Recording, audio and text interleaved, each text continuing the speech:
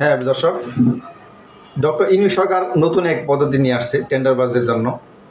টেন্ডারবাজরা যেভাবে টেন্ডারবাজি করে তা সাধারণ মানুষের হয়তো অনেকেই বোধগম্য না, অনেকেই এই গোপন তথ্যগুলো জানে না। টেন্ডারের যে নিয়ম, সেই টেন্ডারবাজদের ধরার জন্য, টেন্ডারবাজি দূর করার জন্য ডক্টর মোহাম্মদ ইউনূস সরকার আজ বৃহস্পতিবার একটি নতুন আইন পাশ করেছে। সে আইনে বলা আছে এস্টিমেট কস্টে যদি 10% কম কেউ টেন্ডার সাবমিট করে তাহলে তার টেন্ডারটা নিয়ম অনুযায়ী বাতিল হয়ে যেত, পিপিআরের নিয়ম অনুযায়ী বাতিল হয়ে যেত। এই সুবিধা নিয়ে সাধারণত ওই সরকারি সিন্ডিকেট যে অফিসাররা টেন্ডার করে থাকে তারা এস্টিমেট কস্টটা পছন্দের ঠিকাদারকে বলে দেয়।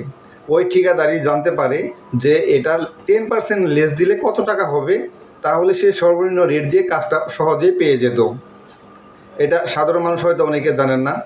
যারা এই টেন্ডার নিয়ে থাকে, টেন্ডারে কাজ করে ঠিকাদারি করে, তারা এই জিনিসগুলোর সাথে সচরাচর সবাই পরিচিত।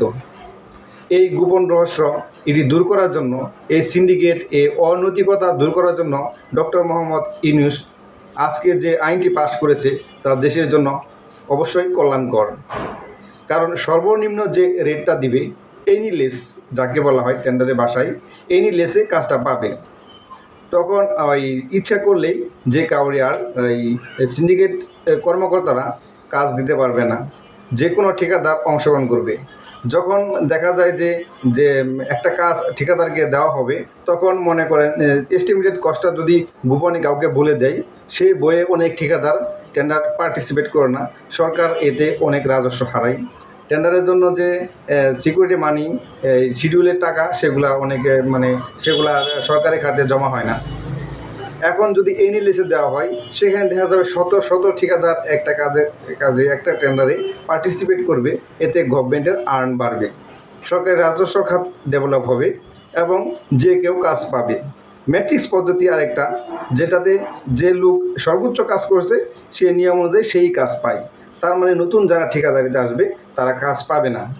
তারা সহজে কাজ না পাওয়ার জন্য যে ভোগান্তি হয়, একই লোক বারবার কাজ পাবে, সে কাজগুলো সুষম বন্টন করার জন্য ম্যাট্রিক্স পদ্ধতিতে যে টেন্ডার হয় সেটারও পরিবর্তন এনেছে।